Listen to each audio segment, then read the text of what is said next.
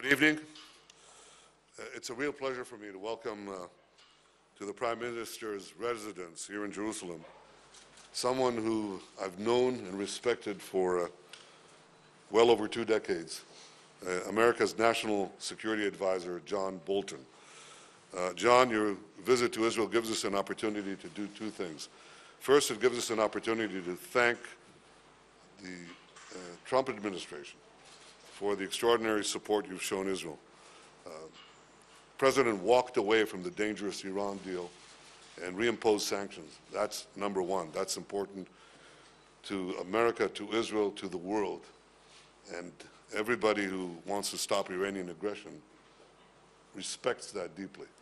Secondly, the President decided to recognize Jerusalem as Israel's capital and moved the embassy here, a historic decision, which we welcome.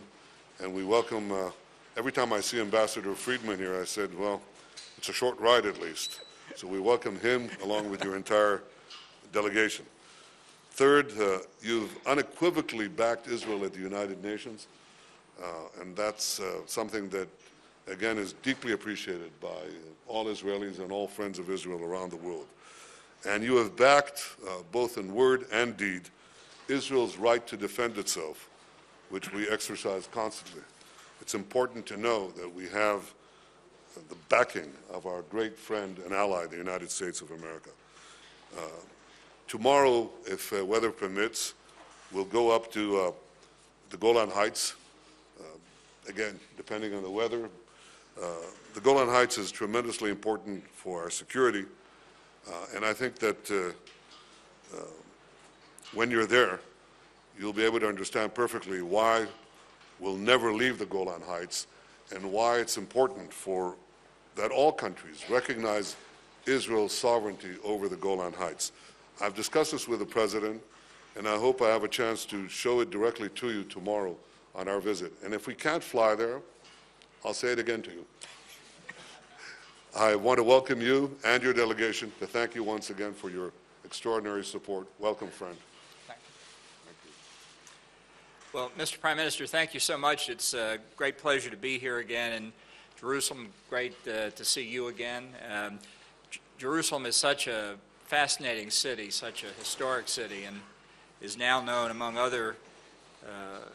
its other attributes as the home of the American Embassy to Israel, as you said. What a remarkable achievement that you and President Trump worked out to actually bring the embassy to the capital of Israel. It was one of President Trump's campaign promises, and he was determined to make it a reality and work so closely with you to achieve it. I think, in fact, Prime Minister, under your leadership with President Trump, we now have the best U.S.-Israel relationship in our history. And on our side, we're certainly determined to continue that, because the leadership that's necessary in what is increasingly, I think, a very critical time for security here in the Middle East and for us around the world requires that strong bond and strong leadership that you and the President provide. We've got the continuing threat of Iran's quest for deliverable nuclear weapons, and despite getting out of the Iran nuclear deal, despite the sanctions, we have little doubt that Iran's leadership is still strategically committed to achieving deliverable nuclear weapons. The United States and Israel are strategically committed to making sure that doesn't happen. And right on your border, we have the problem of the conflict in Syria.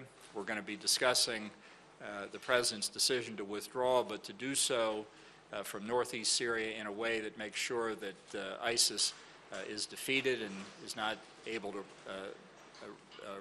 revive itself and become a threat again, and to make sure that the defense of Israel and our other friends in the region is absolutely assured, and to take care of those who have fought with us against ISIS and other terrorist groups.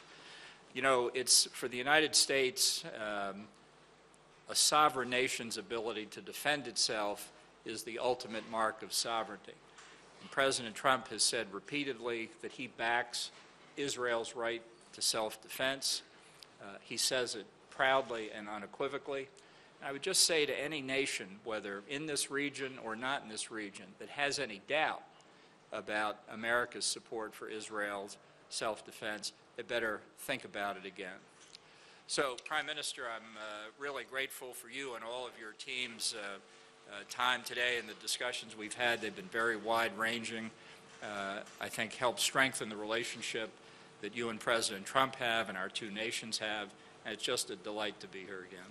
Thank you. Thank you. Thank you. Thank you.